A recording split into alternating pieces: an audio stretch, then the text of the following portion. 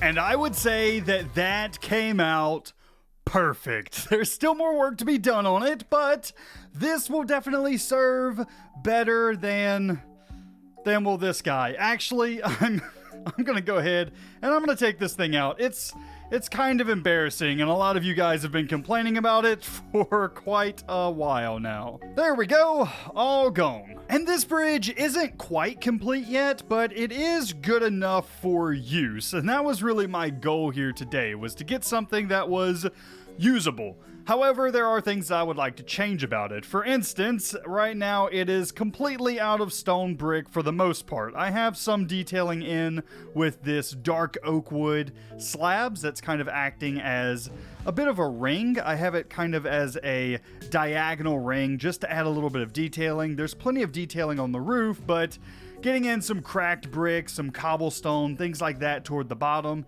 and then maybe mixing in some polished andesite or something like that up top could be something to add to this build and put a little more texture to it. But the shape and the small details, I think I nailed it. Speaking of small details, redstone lamps. In the last episode, I asked you guys to comment what you thought about using redstone lamps for some of our windows here in the kingdom, and I was actually surprised. A lot of you actually agreed with me that the redstone lamps definitely add more life to the city, especially as the sun is going down. As it becomes nighttime, it makes it look like the insides of these buildings are well lit. However, some of you also brought up that maybe redstone lamps everywhere isn't such a good idea. So as a suggestion, some of you guys said that whenever we have really high up windows, adding the redstone lamps up there will help out to make the area still feel very alive, like we're trying to with the redstone lamps,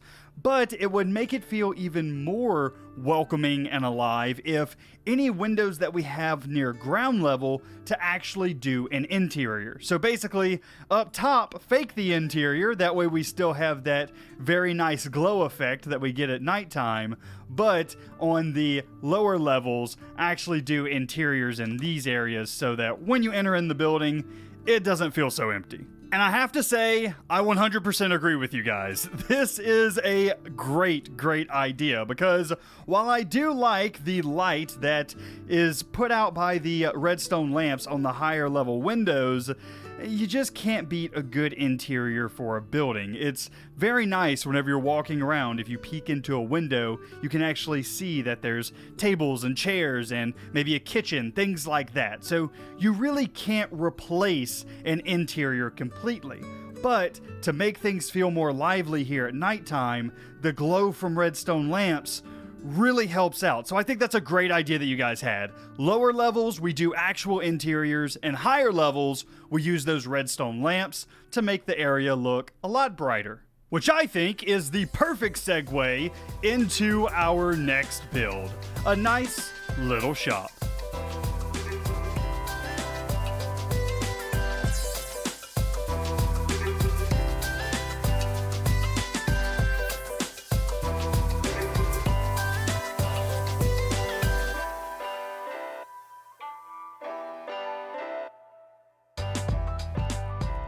And how about that? 2 builds in 1 episode, and it's raining. Oh, every time I start recording. But hey, the rain is nowhere near as annoying as it used to be. Thank you to the new textures and shaders that we're using, which, by the way, probably going to release a video here fairly soon on my new setup for this. But this build came out looking really good. It's a small townhome with a market right out in front. And the name of this market is the Red Baron Booth. And the idea for this was, again, we have our 2 factions. We have our red faction and our blue faction. And the red faction is going to have this little market stall where they're going to sell, swords and armor, and then obviously things to show off their red pride. So, their red banners and their orange banners and red candles, orange candles, things like that. I absolutely love it. I thought it was a brilliant idea, and on the inside, it's empty. It's empty. However, I did use the redstone lamp trick once again, but I used windows here at the front, which means eventually we can do an interior for this area and, cover some of this up and give us something to actually look at whenever we come inside here. But I also have made the decision to try and connect up as many of the buildings as possible. I think that this is going to give the entire kingdom a lot more enclosed shape. So if we have a space between the 2 buildings like this, I want to try and fill it in with some type of point of interest. So in this case, I added a lookout point over the bay. So you can come out here and look out over the bay. Eventually we'll have some type of bridge here that you'll be able to look over and out into the water. But you can also get on top of this lookout point. So if we go ahead and head up the stairs of our bunkhouse building here, and we head up right past this doorway, we can go up another set of stairs, and once again, another lookout up top, and a door up to the 2nd story of this building. And obviously, no elevator is put in. And this is something that I actually haven't covered too much in this series, and that is the proximity of buildings to one another.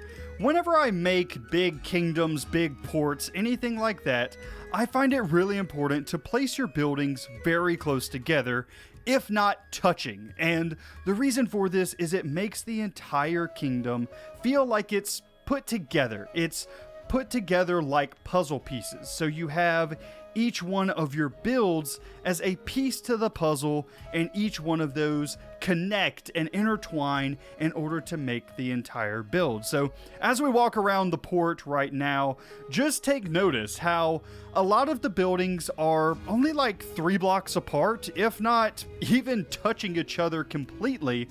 Or if they're not touching each other, I've added in some type of barrier wall or something that fills in between the buildings. So for the barracks, for instance, I added this wall in between that fills this space in between. So it still feels like these buildings are connected all as one. It still gives that very claustrophobic feel that you want inside of a city or kingdom, but it does that for the entire thing. The whole thing meshes together to make one society. Does that make sense? Let me know if I'm not making sense. But yeah, that's my idea. That's kind of the way that I build whenever I'm building in cities, ports, things like that. I want things to be very close together. I want them to touch or have some type of building that touches each of them and makes a sort of transition. Like our viewpoint here. And I should also mention that that pretty much only applies for cities and ports and kingdoms. It doesn't really apply, for instance, villages or farmlands are usually a bit more rural than your cities and ports and kingdoms and such like that. So having your build spread apart with farming stuff around it is actually a pretty good idea. Now, the one caveat to this is if you're building defenses or something like that for a village and you want to put a wall around it, then you may put the interior of the village close together. But if you're making farmlands like this or farmland villages like this, then I recommend spreading the buildings out. It just makes the whole thing feel bigger and, in my opinion, prettier, especially if you fill all the fields up with pretty crops. So anyway, just a quick building tip for if you're working on your own kingdom or village. So in the last couple of episodes, we've been spending a lot of time on the port, and I think we both kind of need a break. So I want to do some more progress. I want to make a farm or something like that in the next episode, but I'm not entirely sure what I should make next. So I tell you what, I want to hear from you guys. Let me know in the comment section down below, what farm do you want to see me build next here in the world to, give us some more progress. But that is actually all the time that I have for today. So if you did enjoy, be sure to leave a like on the video. It really helps me out, as well as if you're new around here and you want to keep up with the Port Kingdom, then be sure to subscribe. But anyway, guys, that's going to be it for me today. I hope you enjoyed, and I will see you in the next one. You guys have a great day.